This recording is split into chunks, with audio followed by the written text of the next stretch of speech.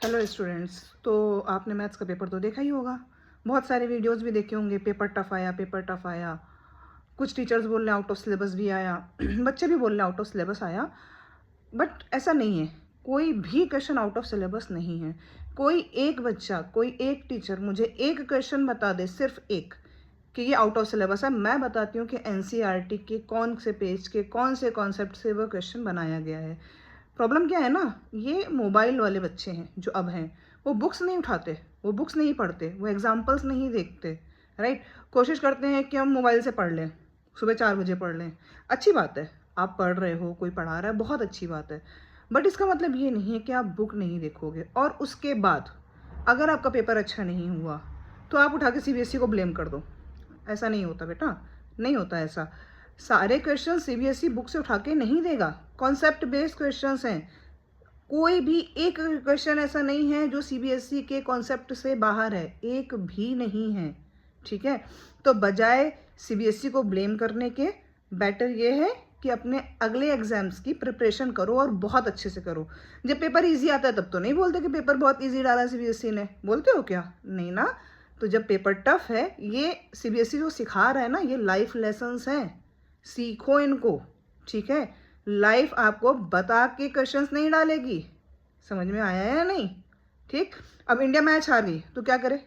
क्या करे भाई? स्टेडियम को दोष दें? नहीं, कमी उनकी अपनी तैयारी में रह गई है। समझ में आया? तो बजाय दूसरों पर ब्लेम डालने के अपनी गलती मानना सीखो। ठीक है। किसी भी एग्जाम की प्रिपरेशन करोगे आगे जाके, आईआईटी का एडवांस के पेपर उठा के देखो, जेई के पेपर उठा के देखो, क्या हमेशा रिपीटेड क्वेश्चंस आते हैं? नहीं ना, नहीं आते। आईएएस का पेपर उठा के देखो, ऐसा ऐसा सिलेबस आता है ना कि मतलब आप 100% तो कर ही नहीं सकते, नहीं कर सकते भाई। ऐसे ऐसे क्वेश्चंस आते हैं, कहीं से भी वो पूछ सकते हैं, कुछ भी पूछ सकते हैं। तो क्या कहोगे, सिलेबस के बाहर है? नहीं ना। प्रिपरेशन करोगे ना आगे जाके, किसी फील्ड में तो करोगे ना।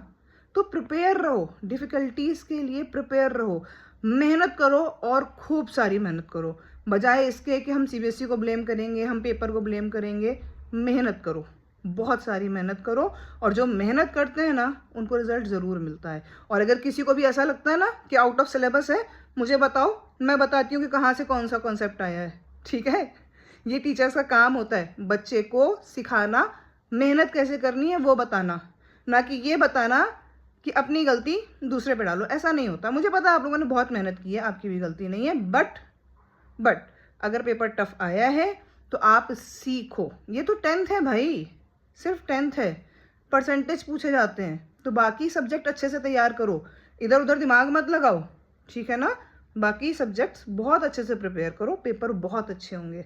ओके बच्चों, साइंस का पेपर है नेक्स्ट, बहुत अच्छे से पढ़ना और एनसीईआरटी की बुक से पढ़ना, एग्जाम्पलर्स होंगे वेबसाइट्स पे, उससे पढ़ना।